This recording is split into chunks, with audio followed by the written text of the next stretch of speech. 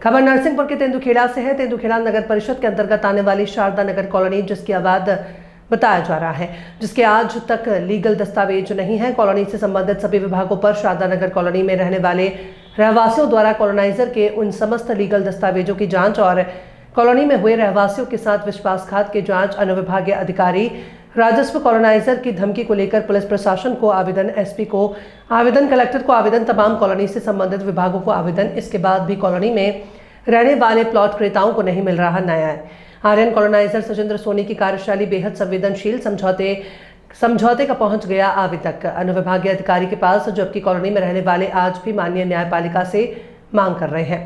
न्याय की भीख अर्थ का इतना बड़ा रुतबा सर चढ़कर बोल रहा है। सर प्रशासनिक तंत्र बौना दिखाई दे रहा है। आखिर किसकी दहलीज पर जाएंगे ये कॉलोनी के रहने वाले? कॉलोनाइजर का दादागिरी भरा रवैया कब तक चलेगा? आखिर न्यायपालिका के सामने घुटने टेकना पड़ेगा एक दिन, क्योंकि सत्य तो सत्य होता है। आज शारदा नगर कॉलोनी के पीड़ित रहवासी क्या कह रहे हैं, सुनिए। दबंग इंडिया न्यूज के लिए राजू सिंह राजपूत की खास खबर।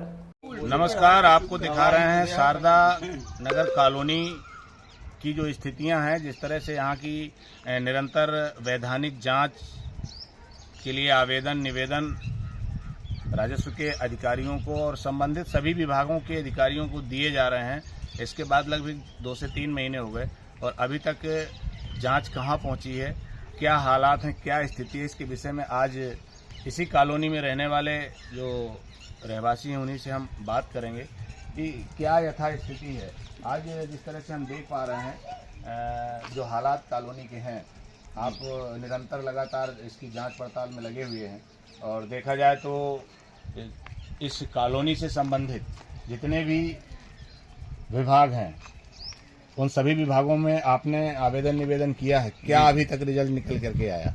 एक राजवी है, इसमें एक मोड़ ये आया है कि कॉलोनाइजर और उनके एक हाईकोर्ट के कोई वकील हैं, वो उनके द्वारा कॉलोनी में आके पहले तो हम लोगों को धमकाया गया है कि जिन जिन संबंधित विभागों में आपके द्वारा शिकायत की गई है वो शिकायत आप वापस ले लो, नहीं तो हम भी आपको किसी मुकदमे में या किसी केस में लपेट देंगे।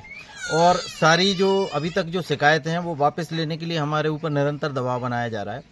जिस समय वो कॉलोनी में आए थे तो उस समय चूंकि ऐसा माहौल था कि इनके द्वारा कोई उपद्रव किया जा सकता है, तो फिर आनन फानन में हमारे द्वारा 112 डायल करके पुलिस सहायता मांगी गई थी। तो 112 में आरक्षक महोदय आए थे, चौरसिया जी आए थे और उन्होंने मौके पर सारी चीजें देखी थी। उसके बाद हम लोगों ने थाने में जाके लिखित शिकायत भी प्रस्तुत की थी टीआई साहब के पास, पर सभी संबंधित विभागों में शिकायत करने के पास, पुलिस अधीक्षक महोदय जी के पास 2 बार शिकायत करने के पास और सीएमओ साहब, तहसीलदार, एसडीएम, कलेक्टर महोदय की सभी जगह व्यवस्थित शिकायत करने के बाद भी अभी तक हम लोगों को कोई निष्कर्ष नहीं मिला है जांच का, और ना ही थाने से अभी तक कोई जांच पड़ताल या कथनों के लिए हमें या संबंधित व्यक्ति को बुलाया गया हो या वो वकील साहब को बुलाया गया हो। कहीं ना कहीं देखा जा रहा है कि इस चीज पर टाला मटोली की जा रही है, तो हम लोगों को जो न्याय है मिलने में काफी विलम्ब लग रहा है। हमारा तो ये मानना है कि न्यायालय एक ऐसी संवैधानिक व्यवस्था होती है, सभी जनमानस जी रहा है, लेकिन जिस तरह के हालात तेंदुखेड़ा के बने हुए हैं, जिस तरह से ये जांच प्रक्रिया चल रही है और आज जो हालात बने हुए हैं उनको देख करके, क्योंकि एक सुप्रीम कोर्ट का या हाई कोर्ट का वकील घरों पे जाकर के न्याय की बात करे तो न्यायालय का क्या होगा और न्याय देने वाले उन न्यायाधीशों का क्या होगा। ये एक बड़ा संवेदनशील विषय है कि जब न्यायिक जांच के लिए सारी प्रक्रियाएं संबंधित अधिकारियों के पास हैं तो वकील घर में आके धमकी दे, ये तो सीधी सीधी बात है कि कहते हैं कि पैसा बहुत बड़ी ताकत है। तो पैसा आज वाकई में बहुत बड़ी ताकत दिख रही है, क्योंकि निरंतर हम इस कॉलोनी जो शारदा नगर कॉलोनी तेंदुखेड़ा में है, नगर परिषद तेंदुखेड़ा है, और यहाँ का जो कॉलोनाइजर है आर्यन कॉलोनाइजर सचिंद्र सोनी, लगभग ऐसा लगता है कि काफी हद तक पैसा खर्च कर रहा है, जिससे अधिकारियों में भी सुगबुगाहट नहीं हो रही है और इस कॉलोनी की जो जांच होना चाहिए जिस तरह से वो जांच नहीं हो रही है।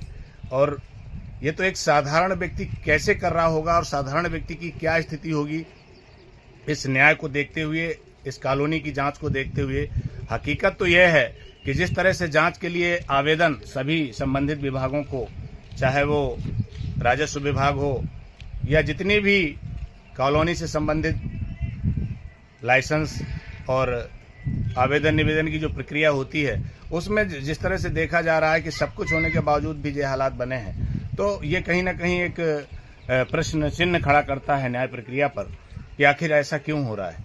और कॉलोनी जब बनती है और जिस तरह से कॉलोनी के बड़े गोल्ड सपने दिखाए जाते हैं और दिखाए गए इन लोगों को भी, उसकी वजह से इन लोगों ने यहाँ पर प्लाट खरीदे हैं और आज जो जांच में कहीं ना कहीं लीपापोती हो रही है, इसका क्या कारण है। जिस तरह से अभी हमने जो बात की जितेश उपाध्याय जी से, ये भी इसी कॉलोनी के रहने वाले हैं और ये लगातार सभी अधिकारियों के पास पहुंच रहे हैं और इसके बावजूद भी यदि कार्रवाई नहीं हो रही है तो इनका कहना है कि अब आगे क्या स्थिति होगी, इसके लिए हमें भी हाई कोर्ट पहुंचना पड़ेगा और आगे जाना पड़ेगा। तो हम जाएंगे लेकिन इसकी जांच करवाएंगे। और भी कुछ लोग हैं यहाँ पर, उनसे भी अभी इन्होंने कहा कि पुलिस यहाँ पर आई।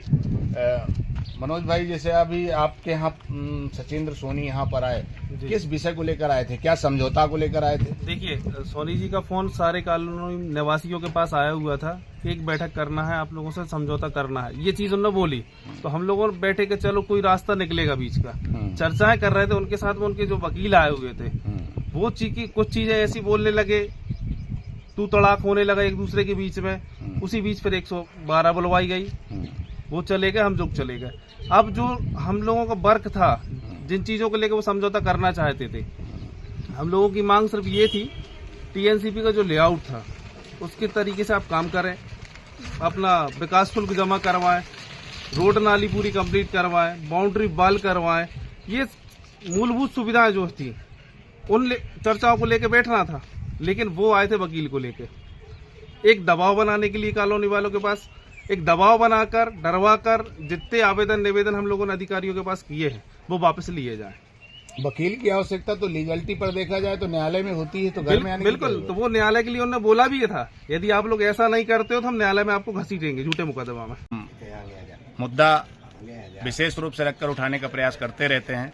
तो अभी जो इस कॉलोनी की स्थिति बनी है, आपने देखा यहाँ के रहवासी बहुत दुखित हैं, पीड़ित हैं और ये इस कॉलोनी का जो कॉलोनाइजर है उसकी दबंगई तो चरम सीमा पर पहुंच चुकी है, क्योंकि इनका कहना है कि वकीलों को लेकर के हाई कोर्ट से आना, घर में बैठ कर के एक समझौते के रूप में दबंगई दिखाना, तो ये कहीं ना कहीं न्यायालय को भी चुनौती देता है, न्याय प्रक्रिया को भी चुनौती देता है। भाई, जब न्याय प्रक्रिया में सारी चीज़ें चल रही हैं तो कहीं ना कहीं जाके न्यायालय में सारी बात वकील को, कॉलोनाइजर को, पक्ष को, विपक्ष को रखनी चाहिए। घरों में जाकर दादागिरी करना ये तो संवैधानिक नहीं है। आज जिस तरह की बात यहाँ पर सुनी गई, हमारे तेंदुखेड़ा राजस्व विभाग के अनुविभागीय अधिकारी संवेदनशील अनुविभागीय अधिकारी हैं, लेकिन लगभग 2 से 3 महीने से आपकी प्रक्रिया चल रही है, उनका क्या कहना है? लगभग 3 माह हो गए। उनका कहना है कि जांच जो है अंतिम चरण पर है और आने वाले शायद 23 तारीख को इसमें कुछ फैसला आने वाला है। तो हमें उम्मीद तो है, क्योंकि ऐसा नहीं, न्याय प्रक्रिया से काफी उम्मीदें हैं। देखते हैं, परमात्मा चाहेगा तो सब अच्छा ही होगा। आपकी कॉलोनी की जो हालात हैं, देखिए, आपकी कॉलोनी में आप रह रहे हैं, आपने इस कॉलोनी की बहुत सुंदर सपने जो दिखाए गए थे उन्हीं के आधार पे आपने इस कॉलोनी में प्लाट खरीदे थे। आज जो यहाँ की व्यवस्थाएं हैं, किस तरह से देख पा रहे हैं आप? व्यवस्था आपको भी दिख रही है, आपने भी कई बार इसका माने मुआयना किया है। यहाँ पर जो व्यवस्था है जैसी की तैसी है। संबंधित कॉलोनी का जो निर्माण करवा रहा है कॉलोनाइजर, उसके जो व्यवहार हैं, जो प्रक्रिया उसकी चल रही है, कैसी? जैसे अभी देखा, पुलिस लेके अपना वकील लेके आ गए, समझौता की जगह दबंगई भरा माहौल बनाने की कोशिश की, इस पर क्या कहेंगे आप? वो तो टाला मटोली कर रहा है, हर चीज में काम करने की उसमें नहीं जा रहा है जी। वो अपने एसडीएम महोदय मैडम ने भी उस पर चर्चा की थी कि आप विकास कर दीजिए, 4 माह का हम समय दे रहे हैं, पर उसमें भी उसने टाला मटोली कर दी। अगर वो विकास करता तो विकास काम लगा देता व्यक्ति, पर विकास उसके मन में नहीं है। 14 वर्ष हो गए, 15 वर्ष हो गए, पर उसने किसी प्रकार का कोई विकास नहीं। हम ही लोग सब कुछ करवा रहे, हम ही लोग नाली साफ करवाते, हम ही यहाँ साफ सफाई का ध्यान रखते, सभी लोग।